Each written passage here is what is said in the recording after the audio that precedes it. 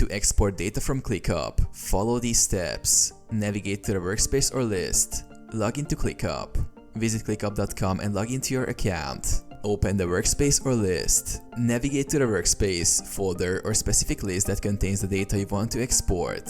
Export the data. Access the export option. Click on the gear icon in the lower left corner of your screen.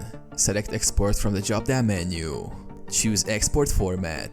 ClickUp allows you to export data in various formats: CSV for spreadsheets and tabular data, PDF for reports or print-friendly versions, HTML for web pages. Select Data to export. Depending on your needs, you can export entire lists, specific views, or filter the data by task status or custom fields. Customize export settings. You may have the option to include task details, attachments, and comments, depending on your selection.